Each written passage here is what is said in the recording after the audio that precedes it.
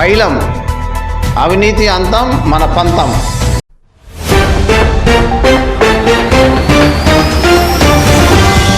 ఖమ్మం జిల్లా అశ్వరావుపేటలో విధులు నిర్వహిస్తున్నటువంటి దళితుడైనటువంటి ఎస్ఐ శ్రీరాములు శ్రీనివాసును అక్కడ ఉన్నటువంటి సిఐ జితేందర్ రెడ్డి గారు ఇతర సిబ్బంది పోలీస్ సిబ్బంది ఎవరైతున్నారో వాళ్ళు వేధింపుల మూలంగా ఆత్మహత్య చేసుకోవడం కానీ యశోద హాస్పిటల్లో ఈరోజు చనిపోవడం అనేటటువంటి జరిగింది. దీన్ని తీవ్రంగా కేవీపీఎస్ ఖండిస్తూ ఉంది. ఈ పోలీసు వ్యవస్థలోనే ఈ రకంగా ఉంటే సాధారణమైన ప్రజల పరిస్థితి ఏ రకంగా ఉంటుందో పరిస్థితి ఉంది.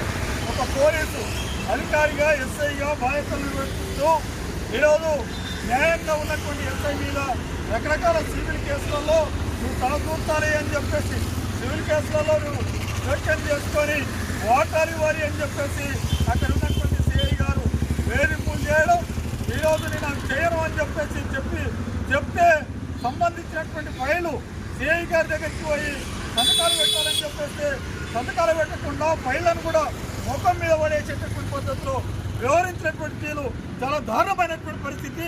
పోలీసుల్లో ఈ రకమైనటువంటిది ఉంటే ప్రజలకు ఏ రకంగా రక్షణ కల్పిస్తారని చెప్పేసి కేవీపీఎస్ భావిస్తూ ఉంది. ఈ రకమైనటువంటి వేధింపుల్ని అరికట్టాలి అని చెప్పేసి కేవీపీఎస్ ఈరోజు రాష్ట్ర ప్రభుత్వాన్ని పోలీసు డీజీపీని ఉన్నతాధికారులని డిమాండ్ చేస్తూ ఉన్నాం.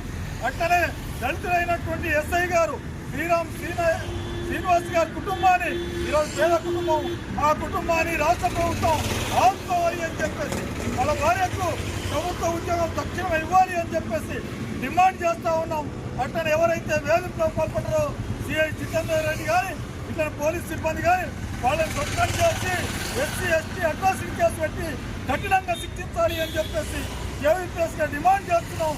లేని పక్షంలో రాష్ట్ర వ్యాప్తంగా పెద్ద ఎత్తున ఆందోళన నిర్వహిస్తామని చెప్పేసి హెచ్చరిక చేస్తా ఉన్నాం.